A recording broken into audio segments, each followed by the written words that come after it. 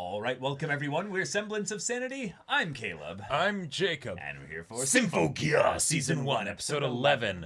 Last episode was glorious. We It got was our team up. amazing. We got Our the team trio up. team up. And Of we, sorts. We got Of a sorts. we got three-way hand holding. Good God, it was so lewd. But then we also had the charging up of the attack for the mega death performance, all the guns and missiles possible to shoot out, of the sky, the flying noise, because of course, melee Symphogear users aren't going to be able to do as much to that, right?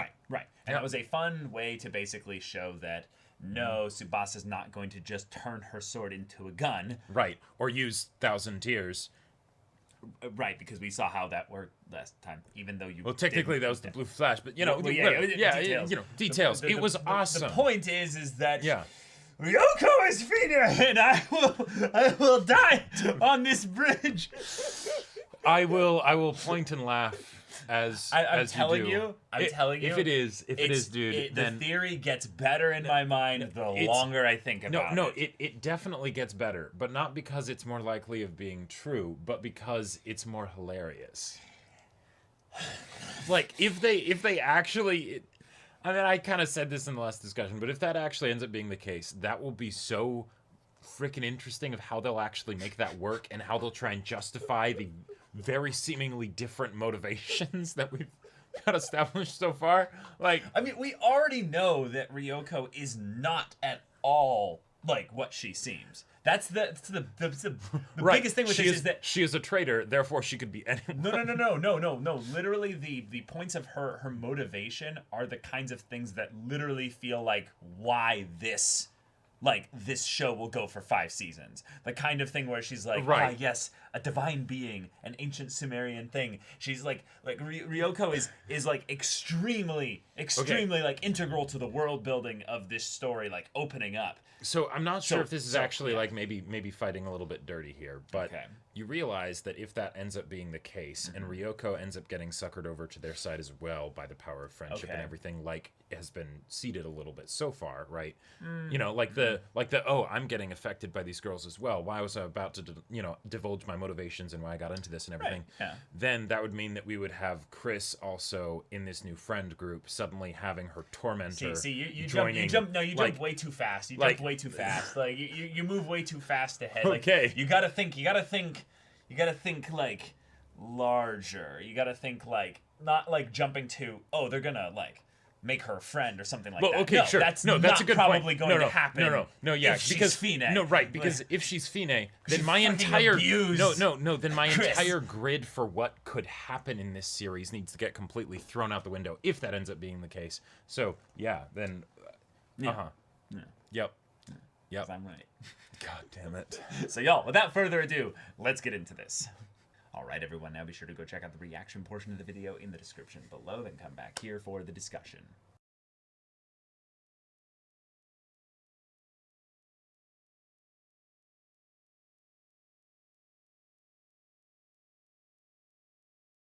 So, oh my God, I think my favorite part of this episode is not the reveal, but like just the fact that it's like, oh no, I have not only been like planning this all for a long time, but 12 years ago, I was a dormant consciousness inside of the real Sakurai Ryoko. Yep. And then I possessed her body, overtook her mind over the course of time, and basically manipulated you all to build me my Gurren Lagann Tower of Babel, ion break cannon, the moon, right? Super weapon, Yep, Death Star device. super laser, right? Like, yeah, That's That's like,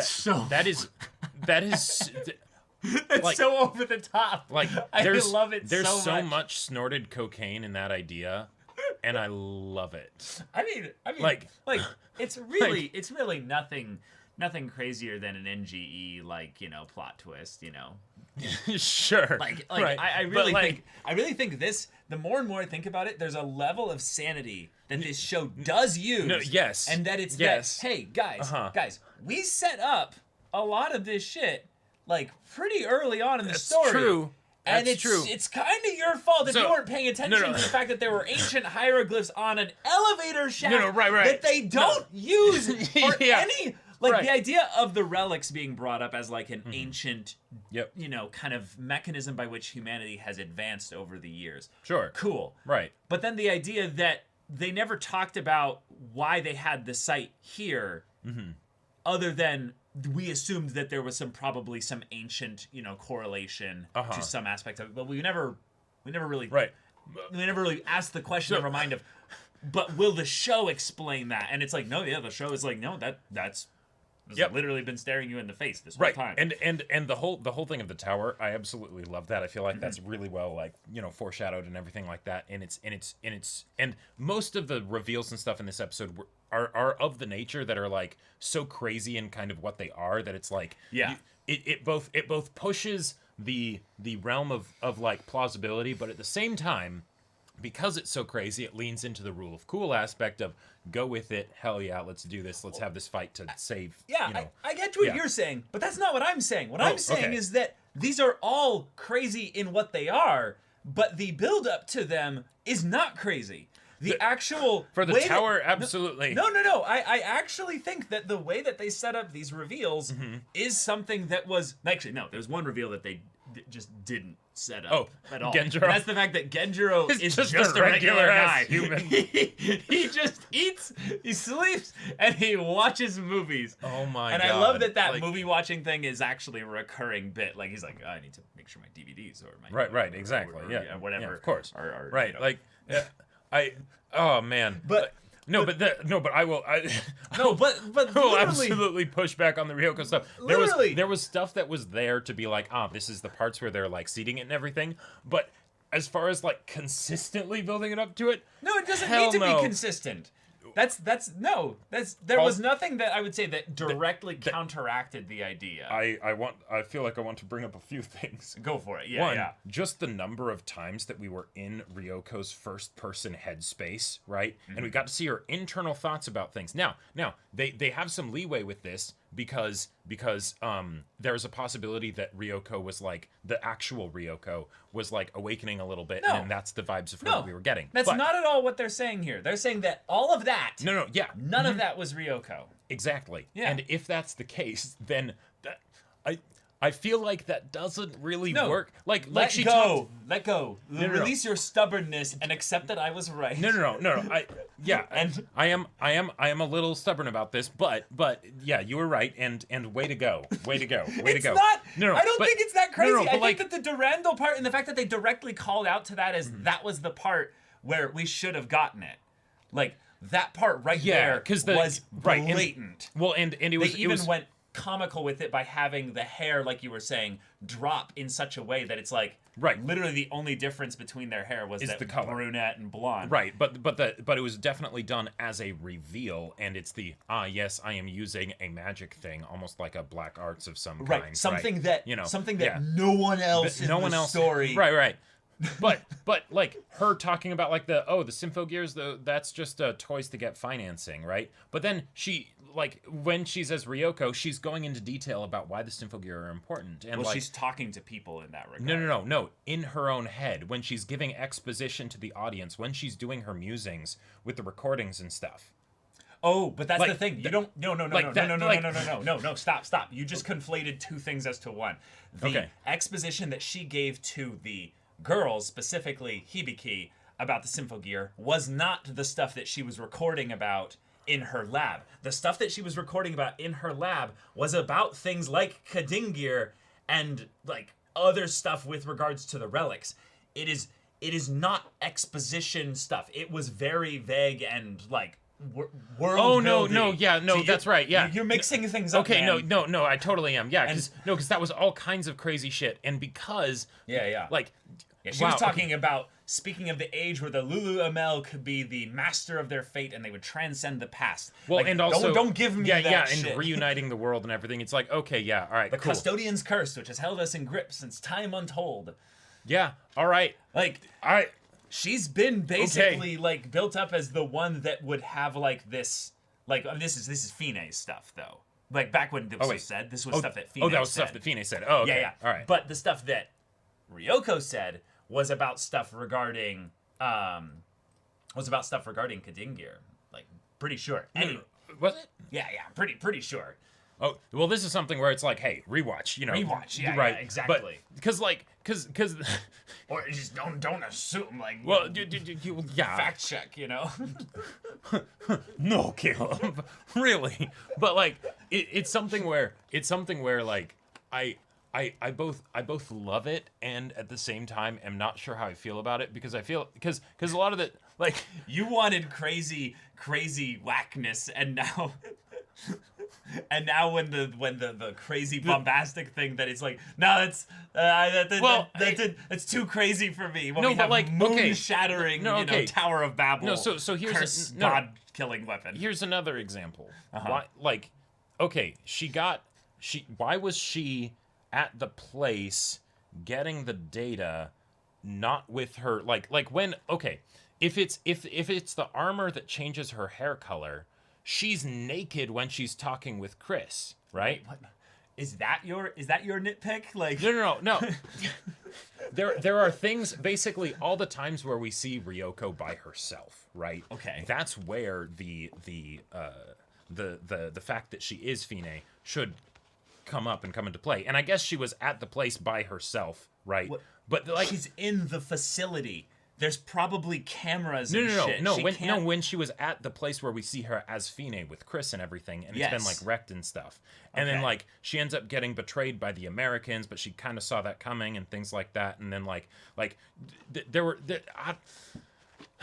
don't know. I thought that was actually to help us with the reveal that she's Fine. That she's Fine, because Ryoko shouldn't be here. That was the thing that hurt my brain, was why is Ryoko here? It was helping us, the audience, by being like, at this point, she doesn't care. At this point, she's like, what's it called? But why was she panicking when she was there? Like panicking? Yeah, like she was panicking like, oh shit, I don't have time, I need to get the data or whatever, before the Americans showed up, right? Probably because she needed it. I don't know. There's things we don't know about the mechanisms by which she's making her scheme possible. That has nothing to do with the reveal being, foreshadowed. Well, no, but like if you see someone in there alone, and they have and you're still going to, and you're basically telling the story from their perspective at that point in time, right? And you're still going to keep crucial information from the audience that they wouldn't, that is just regular stuff to them. I don't know. You're nitpicking at this point. Yeah, maybe. Yeah, I feel like if anything, the rule of cool aspect, I'm totally there for. And now you're downplaying it with the rule of cool aspect. But I think it's actually foreshadowed really well. Oh man, this is just something where I guess I need to rewatch. The season. So I tell you, I did not rewatch more than those few scenes when we were in between discussions. I think it was last episode. Oh, yeah. Or it was 2 episodes ago. And I was like, look at all this. Look at all this. This is like literally pointing at like the fact that she is Fine. And that I think is plenty. Like, again, especially the Durandal moment where she protects Hibiki. Right. Like, yeah. That was right, because that was definitely done as the, like, this is a reveal, even though Hibiki doesn't understand it. Yeah, it was for us, the audience. So right. Yeah. I think everything after that, we don't deserve to basically have it spelled out for us until the characters are spelled out for them. Yeah. Like, well, but okay. I feel dumb, actually, for not having figured it out immediately then because of the hair thing. I didn't even notice the hairstyles being that similar. I just thought it was like, oh, her hair went down, and now this is her other side as a spy. Right, exactly, yeah. But it was literally that, and there's another character that has the exact little parting towards the back, like, in almost like, actually, now that I think about it, actually kind of a moon shape. No, it was like it's one of those things where, like, on first glance you're like, well, anime hairstyles, right? When do they make sense? But anime hairstyles are literally some of the most important aspects of differentiating characters artistically from each other. No, totally. But like, as far as like for differentiating, it plays a purpose. But as far as like it making like a sense of why hair would be in that shape, you know, that right, but that's like isn't that one of the first things an artist probably decides as when they're like totally drawing I have no issue with the meta implications features. of hair for anime characters. Right. Like that's why Chris has white hair. Like right. Absolutely. But like it's okay, but maybe instead of the whole talking about the twist itself and like, you know, the foreshadowing of it, the implications of how they ended up actually handling the reveal. So we had something where Genjiro called her by her name of Ryoko. Yeah. And that pissed her off. Well, yeah, of course it did, because she's not been Ryoko for 12 years. Sure, okay. She's like, I hate that name. My name is Fine. I am a divine ancient priestess, you know? Her ego is so off the charts, basically, that it's she's immortal, effectively. Right, refer to me as myself, especially since, you know, since you know, right? Yeah.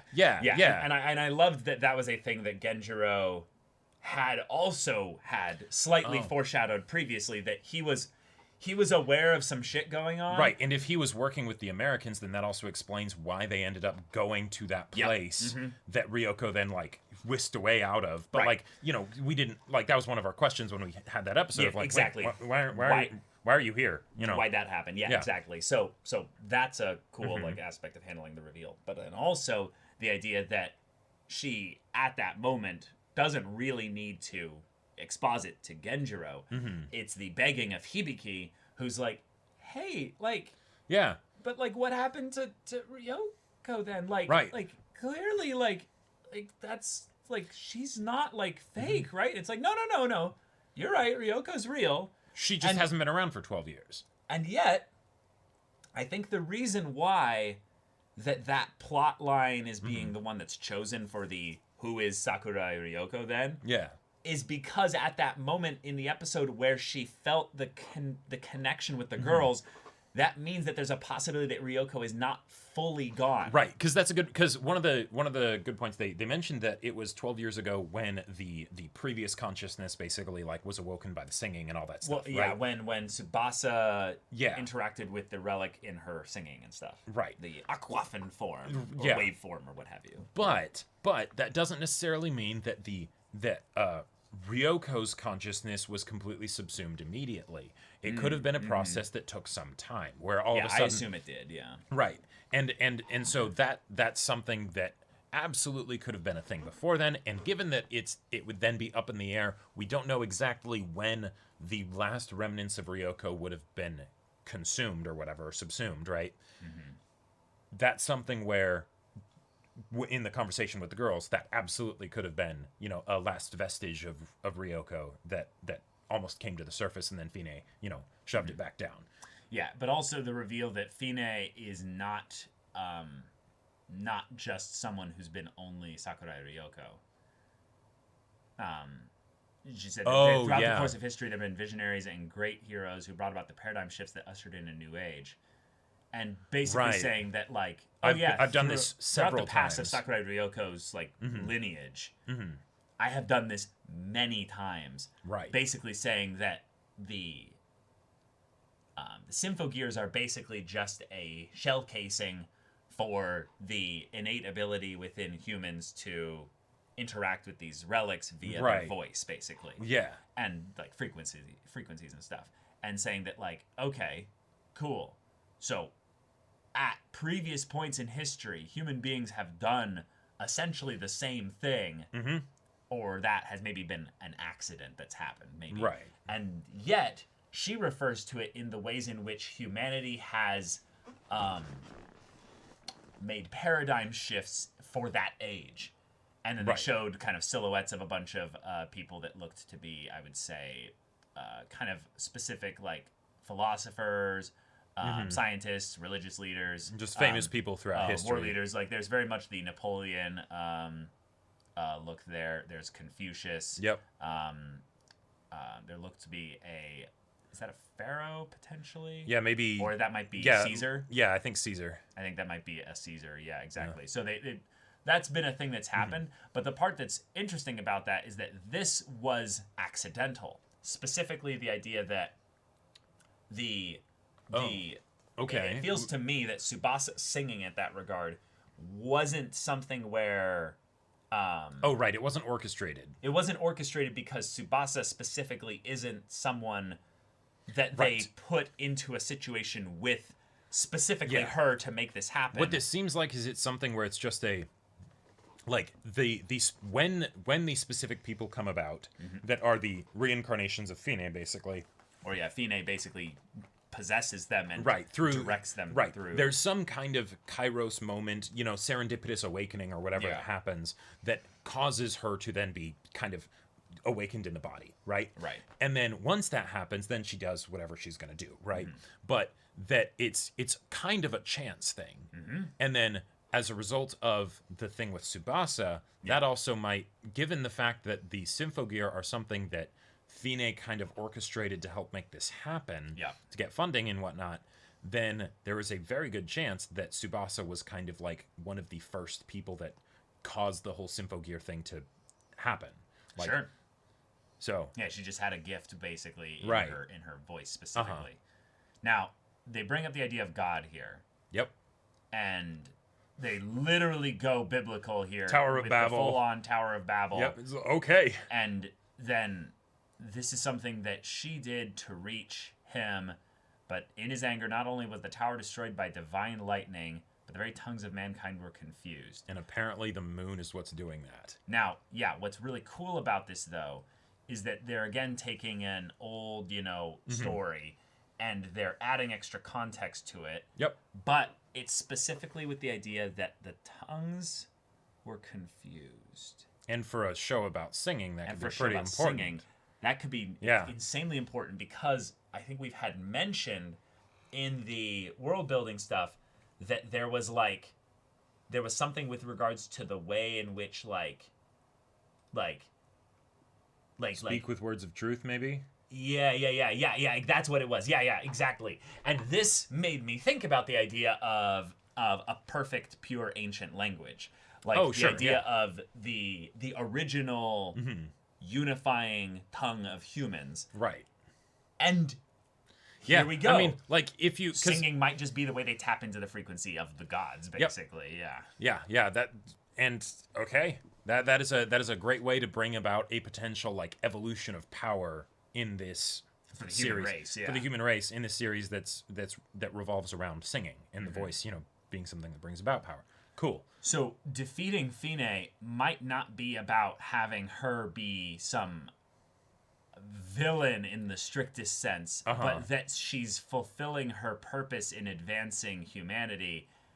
And yet, if this works, the crazy implications are that all the power system stuff that we've been introduced to thus far is actually kind of nothing compared to what the real power system is.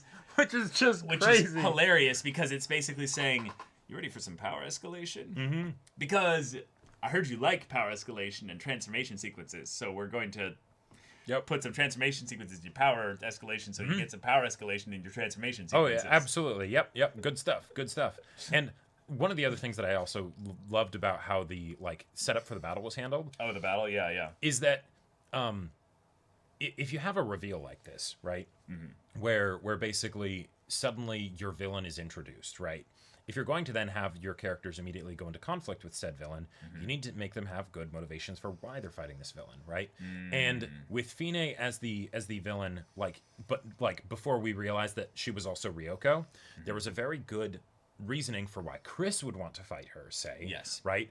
But for the other characters, Tsubasa and Hibiki, they don't have that emotion. They don't have as much of that emotional connection, right? They might care about Chris, and as a result of that, it's like, oh, hey, but that doesn't seem like a season finale villain. That seems like a character arc finale villain, right?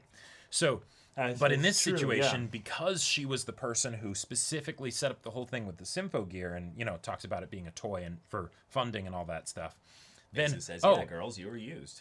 Right, you were used. There's something for why Tsubasa really cares, because so Kanade's death was nothing to you, right? It was just all a part of your game, right? Yep. And then for Hibiki, I can't remember what hers was, but she stole Sakurai Ryoko.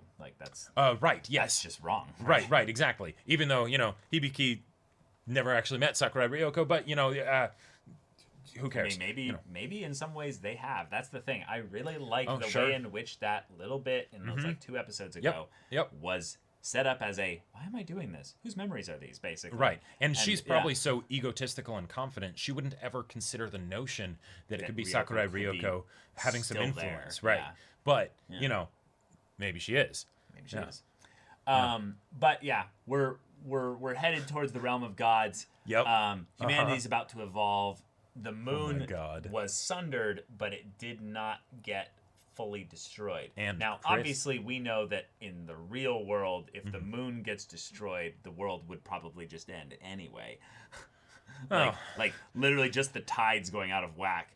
The ocean would kill probably about like 30% of humanity. Like, to say nothing about the debris from the moon that would probably eventually plummet to Earth. True. Potentially, though, there's a potential possibility that we would just get a new asteroid belt around the Earth. It wouldn't do actually that much. Right. How much of it stays in stable orbit versus... Well, right, because the moon's traveling around the Earth at extremely fast speeds. Yeah, the moon is already in a stable orbit, so theoretically the debris could also go into a stable lot of it would, of course, come to Earth for sure, because just gravity. Well, and whatever broke it apart would probably send the pieces in different directions, Right. But I would definitely see the immediate physical repercussions of just, satellite gets destroyed. Yep. Pieces go everywhere. Tides go out of whack. Everything goes into chaos. Yep. But from this world's unique, fantastical perspective on things, it would actually just maybe give everyone back a singular language. Yeah, it could literally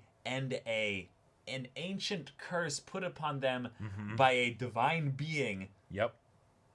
So one of the things that's hilarious about this is that you have a situation where you have the supremely powerful being that is being fought against by the teenagers with the power of friendship. Right. But the thing is that supremely powerful being is actually doing the JRPG thing of rebelling against God. Right. So that's why I wanted to bring up the idea that you might have been also somewhat right in the idea that Fine is not going to get power of friendship. Oh, yeah? But she is going to be understood Sure. in what she was wanting to do here. Right, and there is a possibility that Ryoko, that because they can't... She still needs to die, though. Right, she totes needs to die, but there is a possibility that one of the ways that they kind of get to her is through the weakness that is Ryoko, because if Ryoko manages to be able to help them in this fight, then awesome. Yeah. But it might even be foreshadowed by the way in which Genjiro spoke to was her? Beaten. Oh, gotcha. In that, yeah, all they would need to do is basically have a moment where Hibiki basically just sings the name of Ryoko. Sure. And she goes, huh? And then right. and something clicks, and she's like, no, stop. And then in that moment, they then kill her. But Chris did her superb song. She did it. And holy shit. So that was so cool. That was really fucking cool. For a few reasons, not just the visual spectacular, ness that was seeing it all happen, but going up between the moon. Yeah, going up between the moon. Character-wise, shooting the rocket at the tower, awesome, right? Brilliant, yeah. But then having the second rocket that she gets onto, yes, to get her in position so that we can have a classic anime energy blasts going against each other. Yep. But with her superb song, right, and it's not enough. Yeah, she still gets hit by the blast.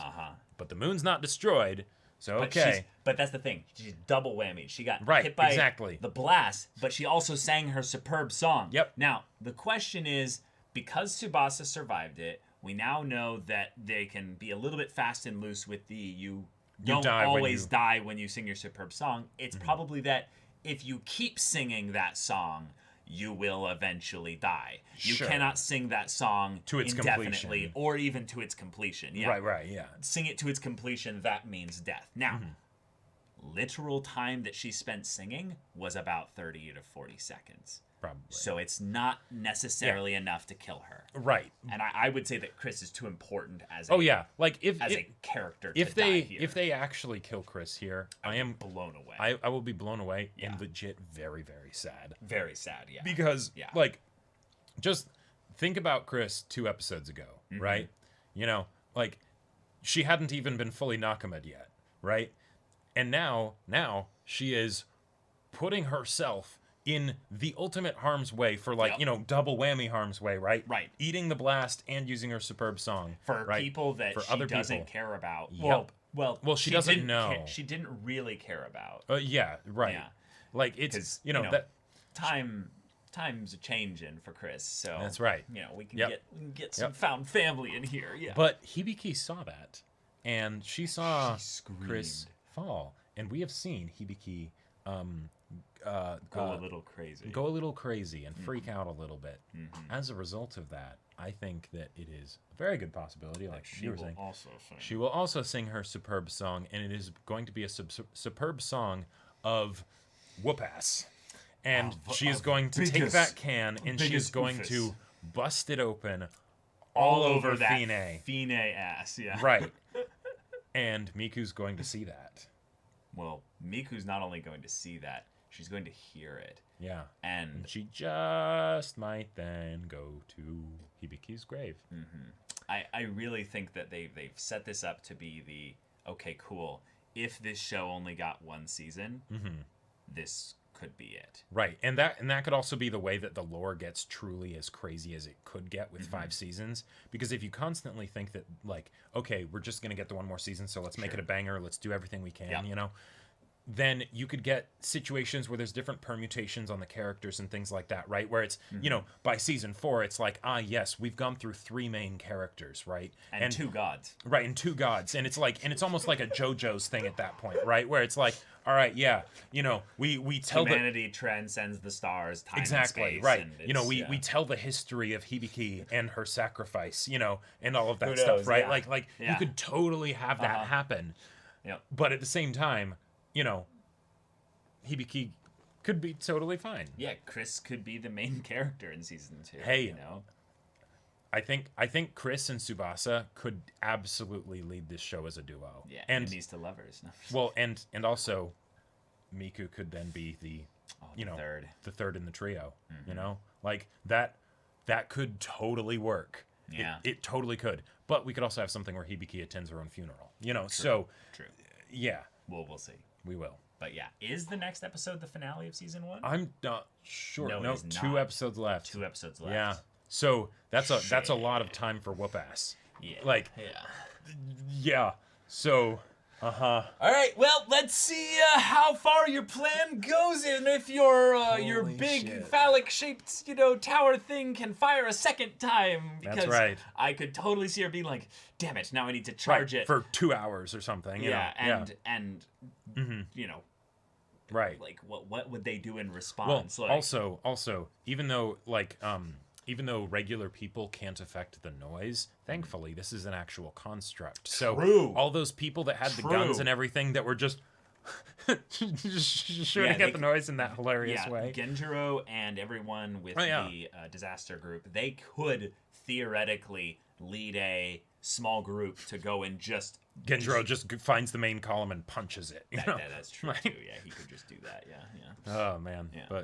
But I kind of want it to succeed. I want to that see... Would, as far as world implications, that would be insane. I want to see if Fine is crazy, and if this is just... No, you just destroyed the moon. You just killed 3 billion people, Sure, right. Or... Because the big problem with Fine's plan is not the whole idea of like, hey, let's give the world back a common language. Like, if that were a thing that this will do, it's like, okay, cool. Yeah, that's not what this is. She just wants to see him. She wants to behold God. Okay, or the divine being. Sure, that too. But also the I want to rule the world. Right? It's like, okay, what if we just had a unified world that, or at least a world that could understand each other better, right? Like, that sounds pretty good. Yeah, but, wouldn't we have world peace then? That could be like... Right, really, yeah, or at least something a step closer to it, maybe. Also, the 3 girls from the school, theoretically, they could become Symphogear users later. Their designs don't seem necessarily, tailored to that just yet, but, it's possible. Yeah. She says, I simply wanted to reach him, so she built the tower, but he would never suffer a mere human to stand as high as him. Yeah. Yada, yada, yada, yada, yada. Then we get the... then I'll have the whole world in my hands again. Right. And I think at that moment, that's where her greed and her third-rate ambition kind of comes out. And Chris gives that awesome line. Of, sounds more like, to me, like you just want to rule the world. How third-rate. And I freaking love that line, just where it's like, oh, you just a 2-bit season 1 villain. Bitch, you know? Draw your last pathetic card, Yugi. Yeah, and yet... we have the stuff that she's kind of lamented or kind of had little like ponderings to herself with when she was talking about the Lulu ML and stuff. There's this aspect of where you have almost like a Paradise Lost situation. There was something that humanity had, and it does not have it anymore. And this could be that classic thing where the villain had horrible means of which they were going to do this because they wanted to work for this selfishly and also rule the world. Right. You know, that's a little problem, maybe. But I'm going to advance all of us by this. It's like, well... I'm just playing my part as the next incarnation of Fine.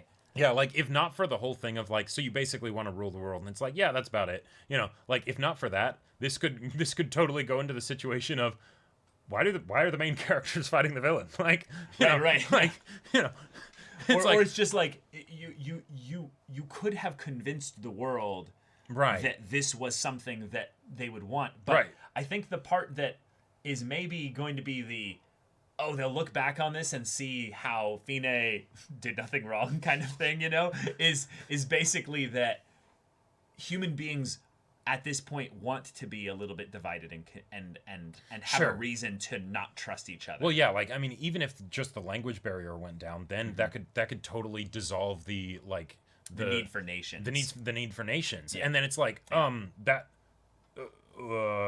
could be a bit chaotic. I know a lot of people that would basically cry out then it becomes about our culture and our heritage. Actually, that is actually a great point though, because if you think about it, language does guide the way we think. So the fact that like it'd be the equivalent now of erasing Sakurai Ryoko. Yeah. Right? Because we're gonna do this other thing that's like better. And it's like, well, but that was still a person, right? We still existed, we still had all this time together that we spent this way. But it is one of those things in sci-fi specifically where it's at what point does humanity decide to overcome the fact that we keep going to war with each other and talk about everything as humans rather than I'm American. Usually it takes some alien species that they're going to war with. Yeah, you're Chinese or something like that. Yeah. No, we're all humans. And I think that this could be the kind of story that gets into that humanistic storyline. And that could also, if the world was unified, that could be a really fun way to introduce other characters into the series that then end up wielding Symphogear. Sure. Because then it's not a thing of, this country and that country and all that stuff. It's like, okay, we got people from all over, right? And now let's learn to sing together and, form the greatest idol group that the world has ever seen, The intergalactic, investigative squad, I don't know. Intergalactic singing group, or like, I don't know. Like, yeah, why not? But yeah, y'all. Thank you so much for watching this episode's reaction and discussion. If you want to see the next episode's reaction and discussion right now, though, go check out the link in the description below for our Patreon. You can get an early access there. You can watch full-length timer reactions there. And all this comes with Discord access, so you can chat with us in the community there about this show, about anime in general, and also be sure to check out our Twitch channel. We stream every weekday. The info's in the description. Yeah, so if any of that interests you, we'll see you there. But until then, we're Semblance of Sanity. I'm Caleb. I'm Jacob. And we'll see you all next time.